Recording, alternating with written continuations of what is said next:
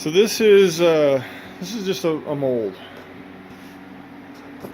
It turns out my original mold, I'm actually laying a fuselage up in it right now, so I can't actually show you my original mold. But this is a copy of one of my molds. So what you'll notice is this has got a male, so this is bumped out, so it's the male, and then it receives into the female key. So these are that's the male part, and this is the female end of the key. So that when they fold together, those keys kind of line up. You know, it just clunks right into place because of those keys. And then you would bolt it, or I bolt them together here, to clamp it together, to really squeeze down on the item in here to really hold it together. Okay, so this is what a mold is.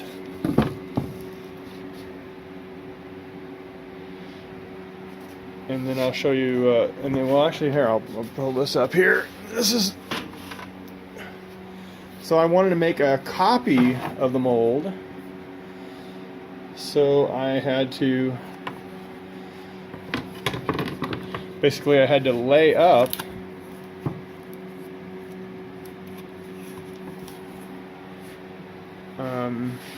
a copy. So what I did was, so basically it's just as if you were making a fuselage. You know, if I were making a fuselage, let me take this out. If I were making a fuselage, I'm not interested in the flange. This is the flange here. I'm interested in laying up just the fuselage. This is going to be my fuselage in here. But because I want a copy of the whole mold, I lay up the entire mold, right? And I even trim it because I want the same shape, so I trim it to that shape. Okay, and then I bulk it up a few layers. So what you do is, so in the mold here and on the flange everywhere, basically I put tape just to make that flush, so you know, so that's not there, but so I would tape over that, and then I laid gel coat, tooling gel coat, or in the epoxy world, so in polyester they call it tooling gel coat, but in epoxy they call it surface coat, or sometimes surface tooling coat, but it's a gel coat. So you would gel coat everything one time, light, kind of a light coat of gel coat everywhere. And then I learned this trick where you put in some cotton flock, or they call it fossil. This is it right here. It's just a really like a really sugary fine.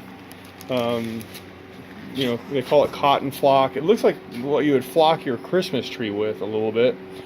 So you'd sprinkle that. You just sprinkle that around everywhere. And what that does is so you don't have to sand and prep for the second coat that you're going to put on there. So you sprinkle it on, and then you kind of brush it off, and you're not trying to be too difficult on the gel coat that you just laid down, and you let that gel coat kind of set up, and then you lay your next coat of gel coat, and you let that set up. You put a little more of that fossil or cotton flock on there, and then before it really sets up real hard, then you lay your epoxy that you're going to use, and a light coat, like a 1 or 2 ounce fiberglass fabric, so that gets all wet and down in there. And then I put a 6 ounce fabric, and then a 10 ounce fabric. So I do 2 coats of tooling gel coat, and then a light face coat of fiberglass, and then a medium face coat of fiberglass, and then I'm going to start going into bulking it up with my 10 ounce material. And then I slipped it. I put all three layers are on there, and I slip it into a vacuum bag.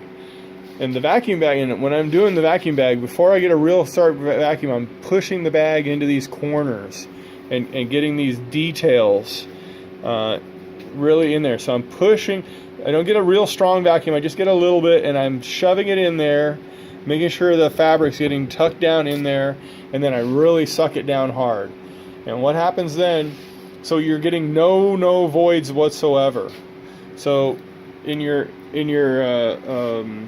this is the buck that you're creating. So you're creating, first thing you do is you're creating a buck, or a I don't know what you want to call it, but a buck or the positive. They call it a plug. There's a lot of vocabulary words that mean all the same things, but okay. Now, so that's how you create this without you don't want a bunch of voids in it. Now, the next thing you do after that's your okay. Then you've got your buck, and guess what? You lay up over it, and you just lay right on top of this again. Now you're going to make your real mold. So guess what? You want your tooling gel coat again. So one layer of tooling gel coat, a little bit of that Fossil cotton flock stuff.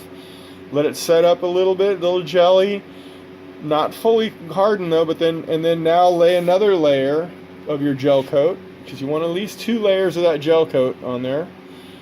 And then again, a fine cloth, so 1 or 2 ounce, and then a 3 ounce or 6 ounce, and then a 10 ounce, until you end up with this. So let's see. I think this is the other side of it, but basically it's the same thing. So this is just an opposite side of it.